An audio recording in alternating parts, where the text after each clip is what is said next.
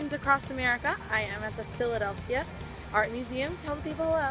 Hello.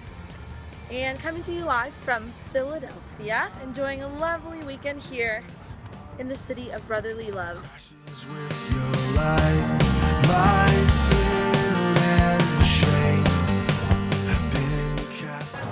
Well, we survived the Reading terminal, didn't we?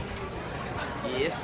We survived. We're leaving. Philadelphia Flower Show is here. It was packed about wall to wall, but we made it. We're back on the street here. We survived.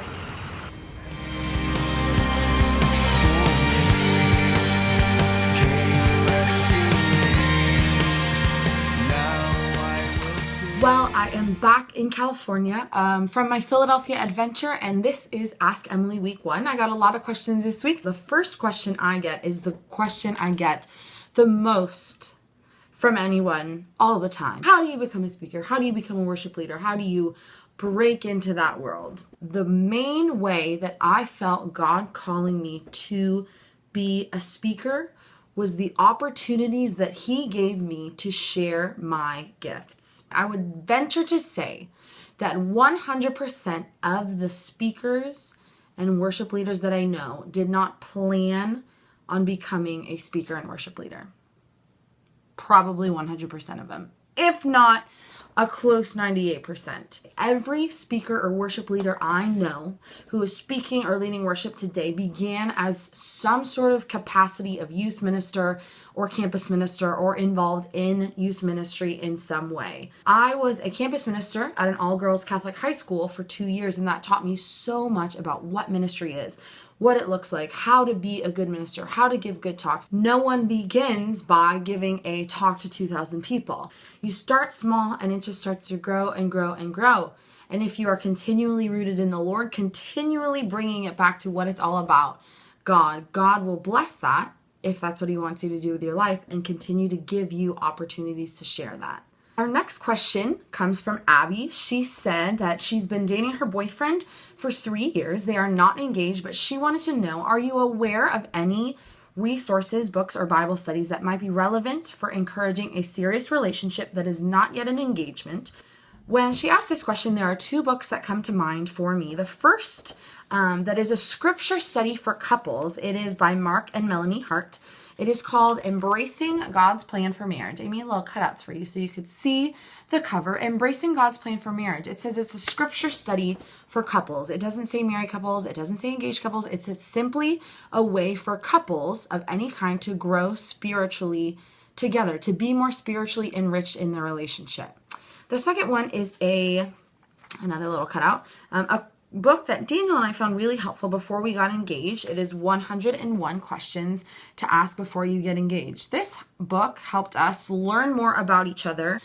One thing that you should know is you cannot be overly prepared when going into marriage. So those are 2 helpful things that we found when we were just a dating couple. One, a Bible study, and one really focusing on our relationship, growing together, learning more about each other. So I hope that is helpful to you. The third question of the week comes from Megan. She says, big question, why is NFP allowed and birth control is not within the Catholic Church?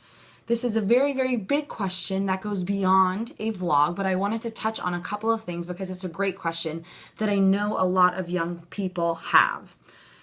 Within a Catholic wedding mass, the priest says, will you accept children lovingly from God and bring them up according to the law of Christ and his church? The couple says, we will. To accept means to consent to receive. When you say we will, it's not a half yes. It's a full and resounding, wholehearted yes. So if I say yes and tell God that I will accept children lovingly from God, and then I use birth control within my marriage, I would be telling God, who I trust is all good and all loving, that I don't trust his plan for my life.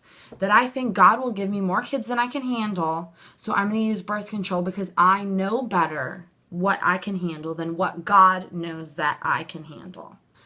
Contraception or birth control necessitates that we as human beings take a step, a physical or chemical step to interfere with God's plan for what sex was meant and created to be, to block the possibility of life from being created.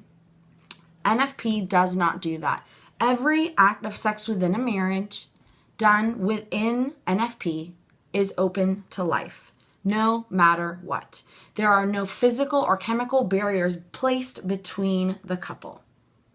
To add to that, birth control is terrible for you, terrible for your health. The side effects can be strokes, permanent injury, death, all different kinds of things. I wrote a blog called Dear Doctor. I'm going to put it right below this video, and it kind of highlights this issue in my life, why I, as a Catholic young woman, decided not to use contraception in my marriage, why I trust God totally, what my vows and saying my "we will" on our wedding day meant to me. Our last question for this week's episode comes from Bianca. She said, "What is a good way for a Catholic woman to flirt but still guard a man's heart?" My suggestion for you on how to flirt is to be yourself. And the right man who comes along to appreciate you for who you are will not need you to flirt with him. He will see you for who you are. He will be attracted to you for who you are. You don't have to overthink about flirting. Oh, how do I make a guy know that I'm available, or this, not whatever. Be yourself. We'll talk about emotional chastity sometime, probably later on. It's a question that many people have. Be yourself. If a guy likes you, great. If he doesn't, great. Move on with your life. It'll be okay. I promise. Be you. Love yourself for who you are, and that will give you a happy and fulfilled life. This is Emily signing off for week 1 of Ask Emily. Send me your questions, Instagram or Twitter, Emwills, EMWILSS, and I will see you next week.